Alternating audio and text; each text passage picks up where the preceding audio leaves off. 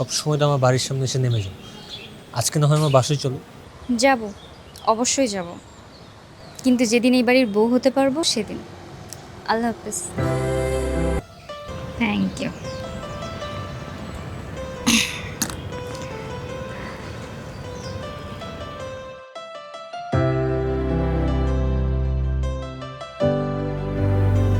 তুমি রাতে বাসা যাওয়ার পর তো তোমাকে পাওয়াই যায় না। এত ব্যস্ততা কিসের তোমার?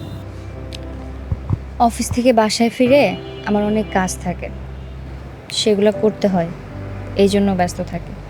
অফিসে যখন থাকো তখন ব্যস্ত, অফিস থেকে বাসায় গিয়ে ব্যস্ত। আমি সারাদিন তোমাকে কত কল করি, আর তোমার সাথে তো 1-2 মিনিটের বেশি আমি কথাও বলি না। তুমি কি করো, সারাদিন পরে শুধু 1 মিনিটের জন্য ফোন দিয়ে গুড নাইট বলে রেখে দাও, শেষ। আর এই যে অফিস শেষ করে প্রতিদিন তোমার সাথে দেখা করে যাই, সেটা এটাই তো সব কিছুর আশা ভরসা। আর নাহলে তোমার বাসার নিচে গিয়ে অনশন করতাম তোমার সাথে দেখা করার জন্য। আর আমি বেলকনি থেকে তোমার মাথায় গরম পানি ঢেলে দিতাম। এটা কিন্তু ভালো হতো।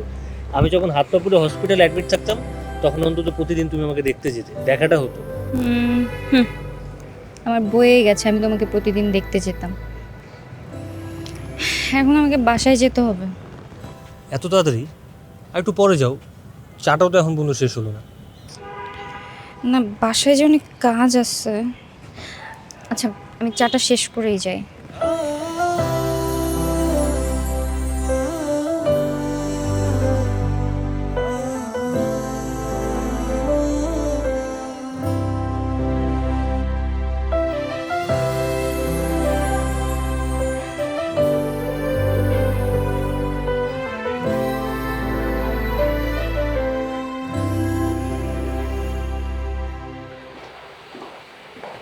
আপু, কি করছো?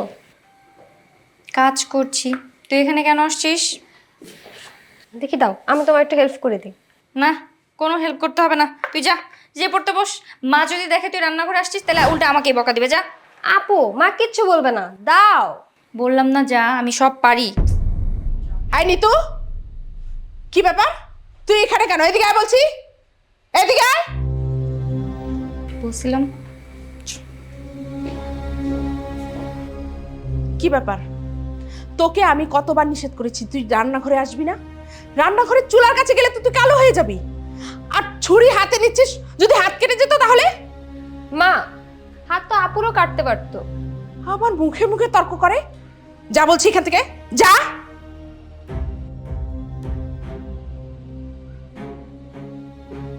আর এই যে তুই, তোকে আমি কতবার নিষেধ করেছি যে নিতুকে তুই রান্নাঘরে ডাক দিবি না। তুই না আসলে বুঝিস না যে ওর যে হাতটা যদি কেটে যেত। তুই কখনো চাষি না যে আমার মেয়েটা লেখাপড়া করুক, তাই না? মা, আমি তো ওকে রান্নাঘরে ডাকিনি, ও নিজে আসছে। আমি আরো উল্টা বকা দিয়ে ওকে পাঠাচ্ছিলাম পড়ার জন্য।